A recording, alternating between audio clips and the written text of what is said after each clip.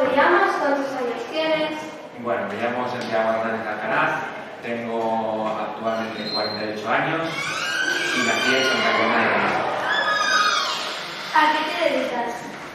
Actualmente soy jefe de mecánicos del equipo Repsol, Honda Repsol Team, y durante casi toda mi vida he trabajado como mecánico de motos, estudié mecánica y a partir de los 20 años entré en la fábrica de Showa, que se dedicaba a hacer suspensiones, y fue cuando empecé en el mundo de las carreras como técnico de suspensiones, y de ahí fui creciendo, cogiendo experiencia, hasta que he llegado pues, a trabajar con pilotos como Alex Cribillé, que gané el mundial con él en 1999, como Valentino Rossi en el 2003, que también gané el mundial de MotoGP, y luego pues, con muchos otros pilotos hasta que llegué a formar parte del equipo en Moto2 con Marc Márquez, y desde ahí hasta el año pasado pues, fui su jefe de mecánicos.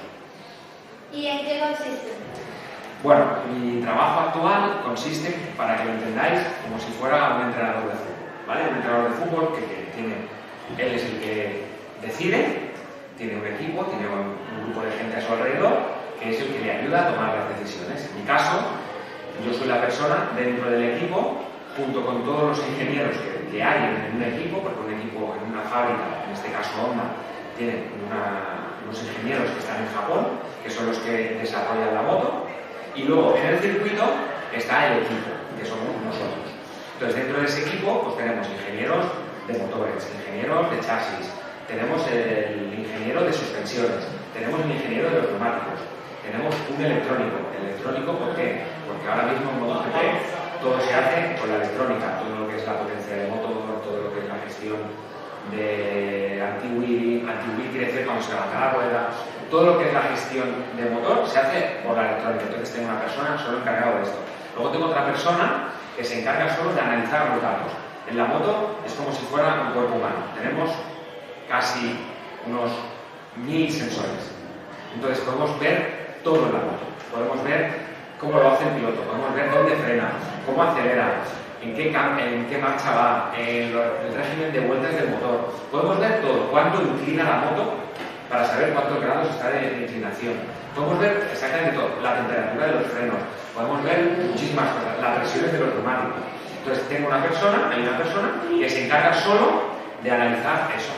Y luego mi trabajo, mi función, yo soy el jefe de ese equipo y junto con el piloto se toman las decisiones de qué hacer para solucionar los problemas que durante el fin de semana de carreras se tienen que hacer para solucionar los problemas y para afrontar el fin de semana y la estrategia a tomar para afrontar la carrera. ¿Cómo llegaste al mundial de motos? Pues mira, como te decía antes, yo de pequeño no me gustaban las motos, honestamente, me gustaba mucho el fútbol, yo era muy de fútbol y jugaba siempre al fútbol. En mi casa siempre me han gustado mucho las motos, mi hermano pues, de hecho corría en motos de pequeño y mi padre siempre ha sido mecánico de motos. Y en mi casa yo no me gustaban las motos. Yo me regalaron una moto con 4 años, mi padre me regaló una moto así de pequeñita, que ahora la tengo, y no me gustaba, yo quería jugar al fútbol, pero honestamente era muy malo, no me podía dedicar porque era muy malo. Entonces, con el tiempo me fui haciendo mayor y cuando acabé EGB, por aquel entonces, me fui a estudiar a formación profesional mecánica, porque me empezó a gustar, y estudié mecánica. Justo cuando estaba estudiando, pues cuando fui ya más mayor, me puse a trabajar en un taller de motos como mecánico para aprender, y de ahí pues conocí a una persona que trabajaba en Showa, era una fábrica que hacía suspensiones, una marca japonesa, y que tenía un departamento que trabajaba para las carreras del mundial. Entonces necesitaban a una persona y me llamaron para formarme, para que cogiera experiencia, para formarme como técnico de suspensiones. Y empecé en el año 96. A partir de ahí fui cogiendo experiencia, me fui realizando como profesional, fui cogiendo conocimientos a nivel de suspensiones y con el tiempo pues di el salto a, después de ser técnico de suspensiones casi durante 10-12 años, di el salto a ser jefe de mecánicos.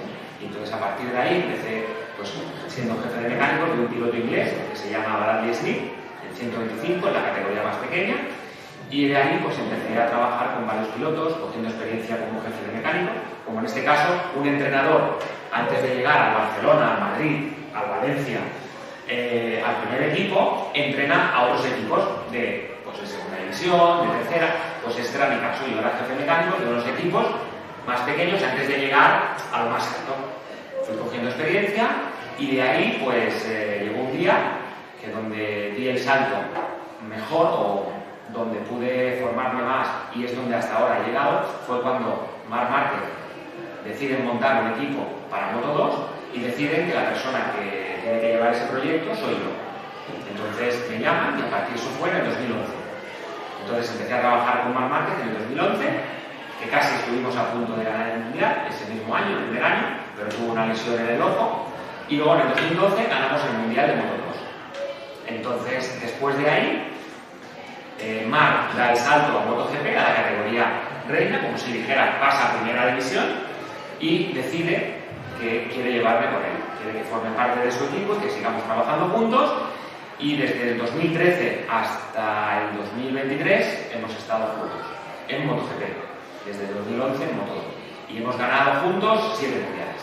Lo ganamos en el 2013, ganamos en el 2014, ganamos en el 2016, ganamos en el 2017, 18 y 19.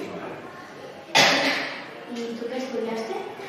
Mecánica, porque quería ir a la universidad a sacarme la carrera de ingeniería, pero me equivoqué, tenía que haberla hecho. ¿Por qué? Porque ahora me doy cuenta de que a base de la experiencia, sí que es verdad que tengo ahora conocimientos como si fuera un ingeniero, pero hay muchas cosas que si lo hubiera estudiado, pues seguramente las hubiera entendido mucho más rápido y me hubiera sido a lo mejor más fácil entender una serie de problemas o una serie de cosas que con el tiempo pues, me han ido costando más por no haber estudiado. Entonces, por eso, si os gusta algo, os aconsejo que lo sigáis, pero que estudiéis, porque en un futuro uno no sabe lo que le va a pasar y eso pues, lo necesitas. Por ejemplo, yo cuando era pequeño decía, ¿para qué quiero saber inglés? Si yo para arreglar motos no necesito hablar con la moto, no voy a hablar con la moto en inglés. Y mira, ahora lo que más se habla es en inglés, en mi trabajo. ¿Por qué? Porque tienes que comunicar con otras personas, y otras personas pues, son de diferentes países. En mi caso, trabajo para una empresa japonesa, todos son japoneses. ¿Cómo me comunico con ellos? En japonés no, porque es una lengua súper difícil, pero me comunico con ellos en inglés. Por ejemplo, también hay italianos, también hablo italiano, y todo eso lo he ido aprendiendo pues, con la experiencia. Pero por eso os digo que no os penséis que pero esto no lo voy a utilizar, o esto no me va a valer. En el futuro, cuando seáis mayores, os acordaréis y diréis, es verdad, tenía razón. ¿De dónde viene esta pasión por las motos? Mi pasión viene como he comentado antes, mi pasión real era el fútbol, pero en mi casa a mi padre no le gustaba el fútbol. Yo no veía el fútbol en casa, no tenía que ir a casa del vecino, no le gustaba. Mi padre era siempre de motos. Y la pasión, lógicamente, viene de mi padre. Mi padre toda la vida desde pequeño pues trabajaba en un taller, se formó como mecánico y él también fue mecánico de carreras, del Campeonato de España, de competición, y la pasión me viene por mi padre. Mi padre es una persona que le gusta muchísimo las motos, él tiene ahora 82 años y sigue restaurando motos, sigue reparando motos, y la pasión me viene por mi padre. Lógicamente, si mi padre posiblemente no hubiera estado trabajando en mecánico, a lo mejor ahora mismo no estaremos hablando. ¿Cómo es tu día a día? Pues mira, mi día a día, ¿en las carreras o fuera de las carreras? En las carreras. En las dos, sí. En las dos. Sí. Mira, en las dos. Pues mi día a día en las carreras, pues empecemos por las carreras, por mi trabajo. Normalmente nosotros llegamos al circuito los miércoles por la mañana. En la carrera son los domingos, ¿vale? Y los sábados. Hay una carrera el sábado que se le llama Sprint Race y el domingo está la carrera. Pero el viernes hay entrenamientos, que son los que te hacen para clasificarte, para salir en la parrilla de cara a la carrera. Pero nosotros tenemos que estar el miércoles. ¿Por qué? Porque llegamos al circuito y cuando lo veis en la tele, que está todo bien montado, todos los paneles, todo bien puesto, eso tiene que montar alguien. Pues el equipo que vamos a las carreras, en los miércoles nos dedicamos a montar Todo lo demás. Moquetamos el suelo, ponemos paneles, ponemos los bancos de trabajo, las mesas para trabajar, hacemos toda la instalación, todo eso lógicamente está preparado para hacerlo rápido. Y ese miércoles ya se empieza a preparar para arreglar y cambiar la puesta a punto, que es cómo se preparan las motos, para empezar el viernes en la carrera. Entonces, viernes por la tarde y todos los jueves nos dedicamos, en mi caso, por ejemplo, mi trabajo es a preparar el fin de semana, a tenerlo todo listo para que todo esté bien preparado y sobre todo preparar el fin de semana de carreras con las estrategias que vamos a hacer durante el viernes para intentar clasificarnos y de cara a la carrera y de cara a la carrera del domingo. Hay que organizar también los neumáticos porque tenemos muchos tipos de neumáticos, entonces hay que saber cuántos neumáticos se montan, si va a llover, hay que mirar la previsión del tiempo. ¿Por qué? Porque si en la previsión del tiempo te dice que puede haber lluvia, entonces también tienes que estar preparado para tener la moto a punto para saber si sale en lluvia o si sale en seco, los neumáticos y todo. Y luego, pues, durante el viernes, sábado y domingo, durante los 40 minutos que dura el entrenamiento de la mañana y el de la hora por la tarde, una vez que acaban los entrenamientos, lo que nos dedicamos en mi caso es analizar toda la información que tenemos para tomar las decisiones para el día siguiente poder mejorar y obtener un buen resultado. Pero cada fin de semana... Cada fin de semana es eso. Cada fin de semana tenemos que hacer eso. Lógicamente, dependiendo del circuito, pues tú tienes que hacerlo de una manera o de otra. Es decir, no es lo mismo, no es que siempre montes lo mismo. No es que llegues a un circuito, por ejemplo, la semana pasada estábamos en Le Mans, en Francia, y la semana anterior estábamos en Jerez. Pues lo que funciona en Jerez tenemos que cambiarlo para Le Mans. ¿Por qué? Porque el circuito es diferente. Lo que es el layout, que se le llama, lo que es el diseño del circuito, es diferente. Entonces, claro, a lo mejor lo que te va bien en un circuito, tienes que adaptarlo a otro. ¿Por qué? Porque la recta a lo mejor de un circuito es de 1 kilómetro, pero en otro circuito la recta es de 500 metros. Entonces, lo que es el cambio, que es lo que te da las velocidades de la moto, tienes que cambiarlo. Y todo eso es lo que se tiene que analizar y preparar. Y durante carrera y carrera, yo desde casa tenemos reuniones en las cuales nos juntamos todos los ingenieros, incluidos los ingenieros japoneses. ¿Para qué? Para hablar de cómo ha ido el fin de semana, de ver las cosas positivas que se han hecho, las cosas negativas que nos han pasado y cómo mejorarlas. Entonces, durante esa semana, pues cada uno por su cuenta intenta analizar los datos que tenemos con la telemetría, ¿vale? Con el ordenador, como te he explicado antes, que tenemos todos los datos, todos los sensores. Entonces, intentas analizar las cosas para entender los problemas que has tenido para poderlos solucionar. Ese es el trabajo desde casa. Y a veces pues me llaman de una escuela y vengo a hacer una entrevista.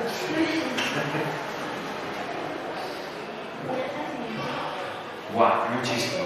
Ten en cuenta que durante el año ahora tenemos 21 carreras, casi hay 3 carreras en España, pero bueno, la semana que viene, por ejemplo, es en Barcelona, pero es la única que me pilla cerca de casa, pero el resto pues son fuera de Barcelona. Entonces una es en Jerez, otra es en Valencia y otra puede ser en Aragón, pero si no, el resto de países son Italia, Francia, Holanda, Inglaterra,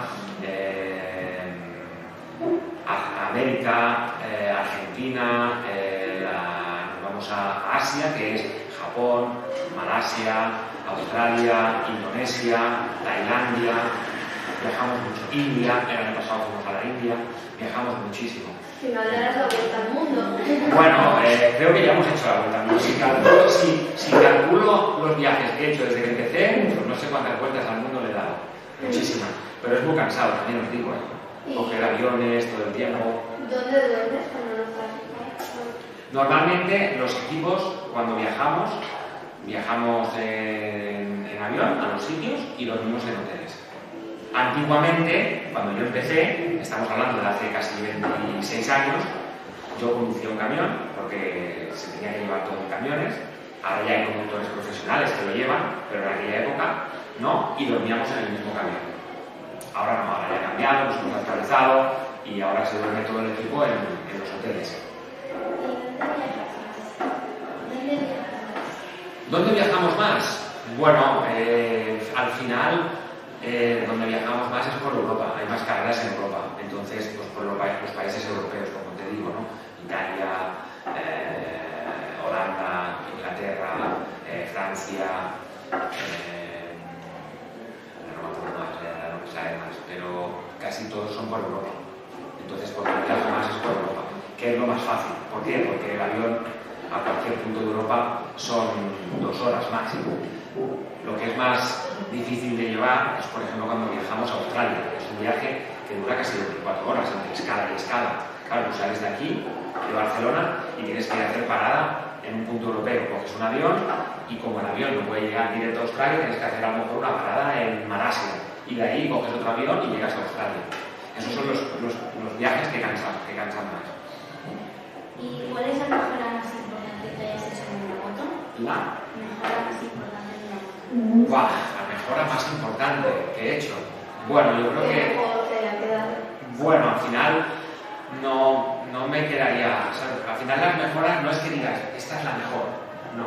Yo creo que... Bueno, pero que sepas que eso ha ayudado mucho a... Bueno, cuando tú tomas una decisión de cara a la carrera, en la cual, por ejemplo,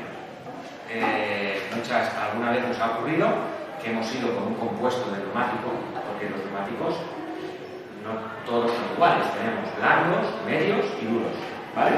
Dependiendo del tipo de asfalto, dependiendo del tipo de climatología que hay, si hace más calor, más frío, se utiliza un neumático u otro. Y eso te va a hacer que tú puedas ir mejor.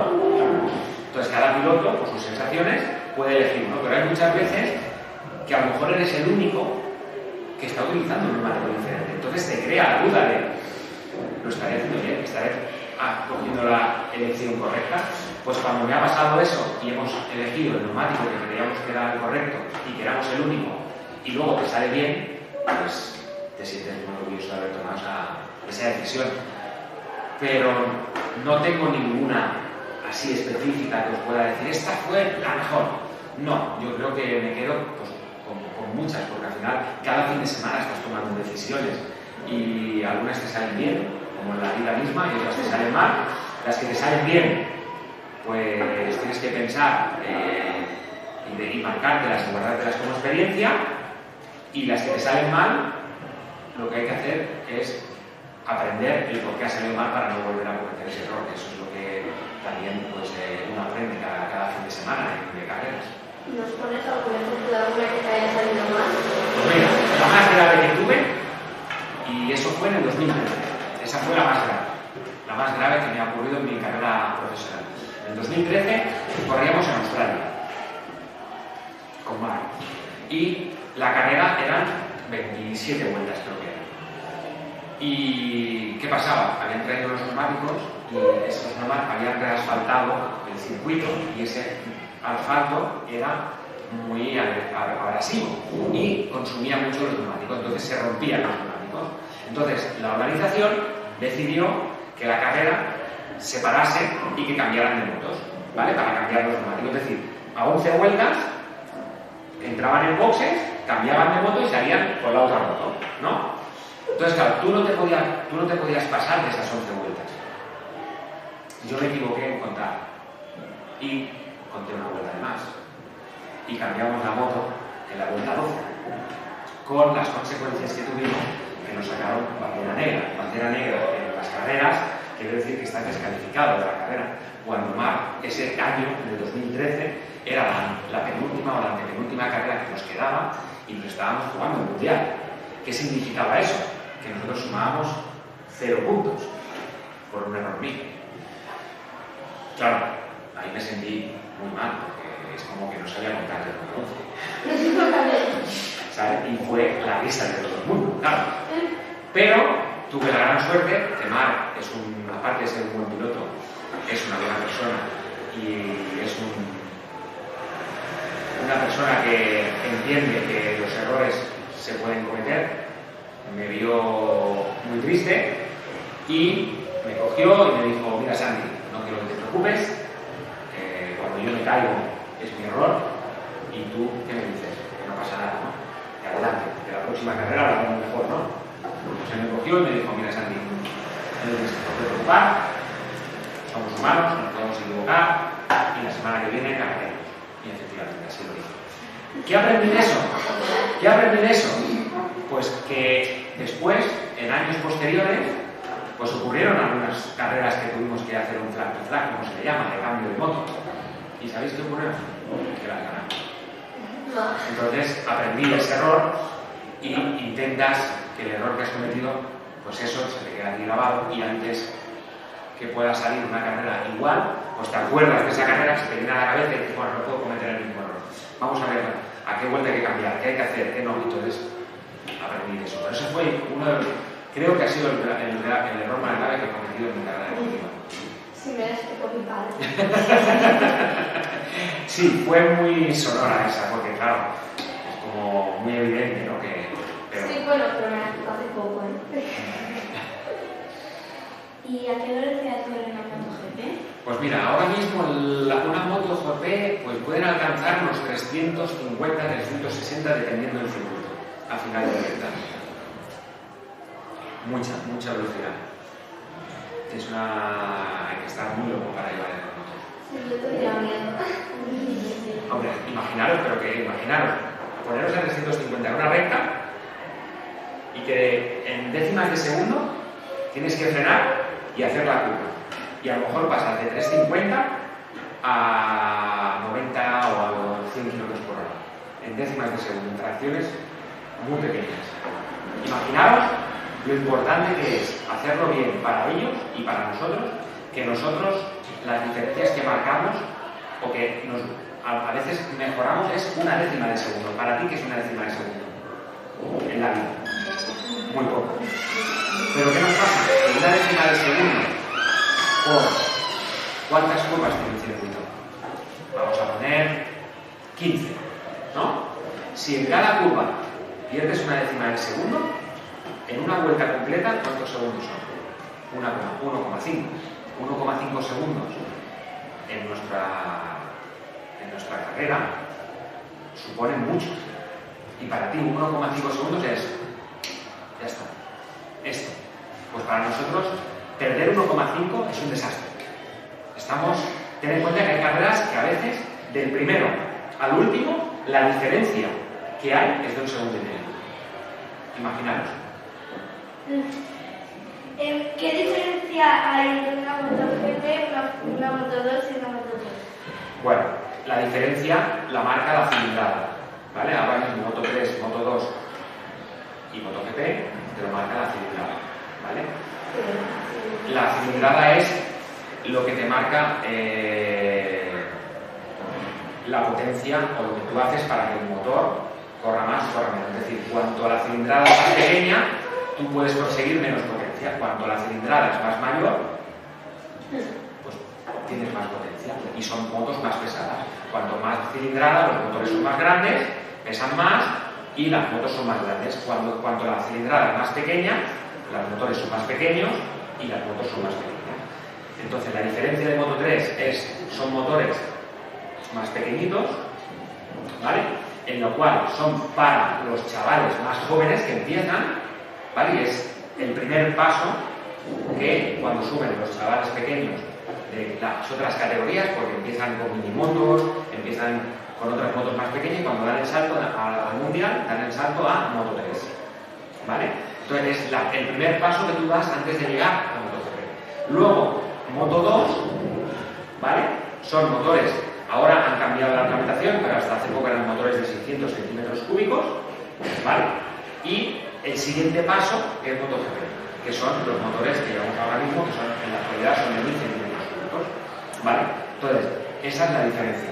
La diferencia es el peso de la moto, es más pequeña, pesa menos. ¿Por qué? Porque los chavales que corren en Moto3 en el Campeonato de Europa o en el Campeonato de España son chavales que a lo mejor ahora mismo tienen 14 años, 13 años. Entonces, claro, son motos que son más pequeñas y pesan menos para que las puedan llevar. En cambio, ya la Moto2, el peso es superior y en la MotoGP, pues el peso es mucho mayor. Y cada paso que tú das, la cilindrada es mayor, las motos corren más y cada vez las motos son más completas a nivel técnico. ¿Eres amigo de Marc Márquez? Sí, muy amigo. ¿Y qué relación tienes con él? Bueno, hasta ahora teníamos dos relaciones. Teníamos la relación profesional, que era la que cuando estábamos en los circuitos trabajando, y la personal. Como personal, pues como un amigo, como un buen amigo. Tú puedes tener, como vosotras podéis tener aquí, amigos o amigas en el colegio. Pues nuestra relación pues era así. Cuando estábamos en los circuitos, pues los dos sabíamos separar nuestra relación de amistad. ¿Por qué? Porque estábamos en el circuito y estábamos trabajando y teníamos que ser profesionales los dos, tanto él como yo, y sabíamos diferenciarlos, pero después de las carreras pues éramos como los amigos normales y corrientes, que a veces nos llamábamos para contarnos nuestras penas y nuestras alegrías, nuestros problemas, y a veces pues quedábamos para cenar, para comer o simplemente para vernos. Pero en la actualidad, ahora mismo, hasta el año pasado yo trabajaba con él. Ahora en la actualidad, pues profesionalmente no tengo nada que ver con él, porque él dio el salto a otro equipo, a Ducati, y no me pudo llevar con él. Pero se ha quedado la personal, que creo que es la más importante, porque al final, para mí, la más importante es esa. ¿Por qué? Porque llegará un día que él se retire y ya no corra más en moto. Entonces, si somos amigos, pues eso queda nada, un amigo más que tengo, ¿no? Y si encima es un buen amigo, pues eso es lo que me llevo, ¿no? Al final, para eso están los amigos y para eso tú haces tus amistades, para el día de mañana, pues poder contar con él y poder disfrutar también de esos momentos, que no solo son las carreras. ¿Y ahora seguís viendo? Bueno, nos vemos en los circuitos, lógicamente, nos cruzamos, Claro. nos saludamos, lo que pasa que no, la relación es diferente. ¿Por qué? Porque él está en un equipo diferente, él lleva otra marca y él también tiene sus eventos y su trabajo también que hará durante el fin de semana. Entonces, lógicamente, pues no nos vemos mucho. Pero sí que es verdad que cuando nos vemos nos paramos, nos saludamos, nos preguntamos cómo estamos, me pregunta cómo está mi hija, me pregunta pues cómo me va la vida, pues hablamos de todo. Pero sí, nos seguimos viendo y nos seguimos llamando y nos seguimos preocupando pues cuando me entero que le ha pasado algo pues porque ha tenido una caída o tal, pues lo llamo o le pregunto, oye, ¿cómo estás? ¿Por qué? Porque me preocupa, porque no deja de ser mi amigo. Entonces la relación que tengo con él pues es esa, de una amistad muy estrecha. Y no está en mi boda. ¿Con qué campeones del mundo has trabajado? Pues mira, he trabajado en el año 99 con Alex Trivillet. Yo ahí hacía técnico de suspensiones y que se ganó el mundial. Te voy a hablar de los que han ganado mundiales y de los que he trabajado, porque si no puedo hacer una lista de muchos pilotos. Luego he trabajado con Valentino Rossi en el 2023. Luego he estado con Sete Gibernau, él no ganó el mundial, pero estuve con Sete Gibernau, con un piloto brasileño, Alex Barros. Luego estuve con un piloto italiano, que también fue campeón del mundo, Max Viaggi. Y después, pues he estado trabajando, pues hasta, claro, me he pasado mucho tiempo trabajando con Marc, desde el año 2011. Entonces, desde el 2011 hasta el 2023 he estado trabajando con él. Pero ¿Y ahora? ahora estoy con Jordi, que también es un piloto que ganó el mundial en el 2020 y ganó también el mundial en Moto 3. Y ahora este año estoy con él, trabajando con él, un piloto mallorquín y la verdad que muy bajo. ¿Y es difícil trabajar con ellos? Bueno, es como todo. Al final, a lo largo de mi experiencia profesional he trabajado con muchísimos pilotos, y todos diferentes, y todos de diferentes nacionalidades. Pues es como en la vida misma. En la clase tenéis a mucha gente, a muchos niños, a muchos amigos, y con unos te llevas mejor y con otros serás peor. Con unos es más fácil hablar y con otros es más complicado de tener una relación. Unos se expresan mejor y a otras les cuesta mucho expresarse. Pues a los pilotos les pasa lo mismo. Te puedes encontrar con pilotos que son excelentes personas y súper simpáticos, súper amables y súper abiertos, y hay otros pilotos pues que son más reservados, son más callados, les cuesta más abrirse. Hay pilotos que se expresan mejor, que expresan los problemas que hay en la moto, pues son más hábiles en explicarlos, y hay otros pilotos que les cuesta mucho y se lían y no lo saben.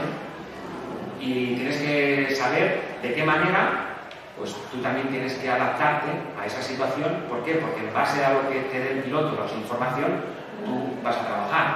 Entonces, pues tú también te tienes que adaptar a cada uno de ellos para intentarle sacar la información que tú necesitas. Entonces también eso pues te ayuda a lo largo de tu vida a adaptarte a diferentes situaciones y aprendes también pues para la vida cotidiana, de que cuando conoces a una persona pues también te da la habilidad de pues cómo entrarle, cómo facilitarle una conversación o qué cosas preguntar o qué no, y eso pues también te ayuda.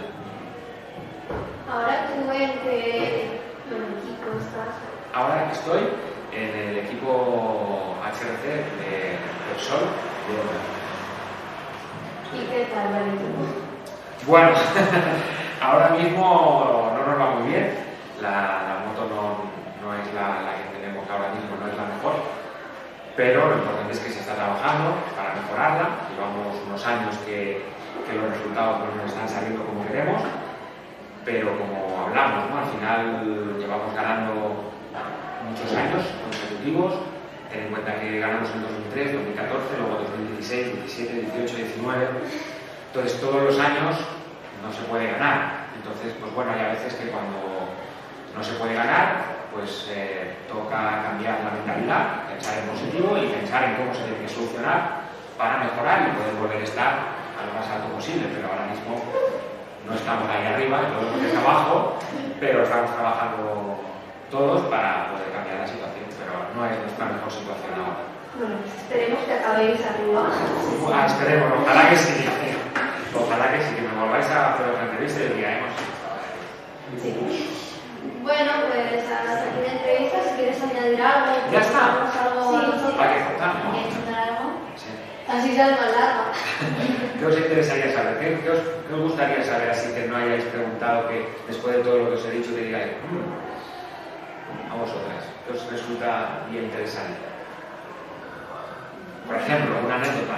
Ahora antes, en este deporte, la mayoría de personas que trabajaban a nivel de mecánico, a nivel de ingenieros, eran solo chicos.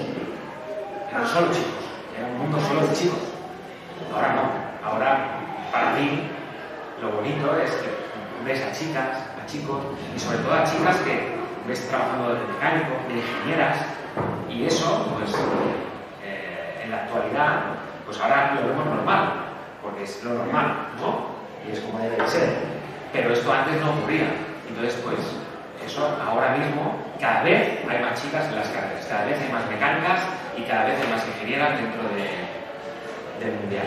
Ya no solo como periodistas, ni como jefas de prensa, ni como puestos de administración, sino mecánicas, tocando la moto, tomando decisiones y haciendo cargos a nivel de ingeniería muy importantes, y eso pues, yo creo que es de agradecer que esto haya cambiado y que haya más chicas cada vez, eso se agradece. Y hay chicas que también Actualmente en el mundial no, pero en categorías inferiores sí que hay chicas que corren.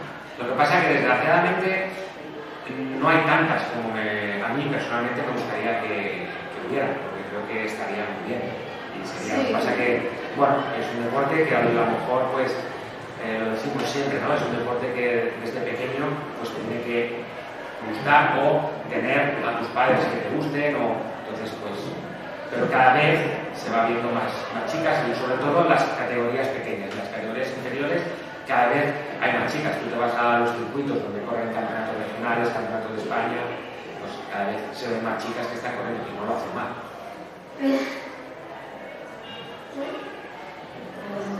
¿Ya está? Sí. Qué rápido. Vamos, tiempo. Sí. Ha pasado como la moto. Claro. Bueno, Pues muchas gracias. de nada, vosotras por invitar.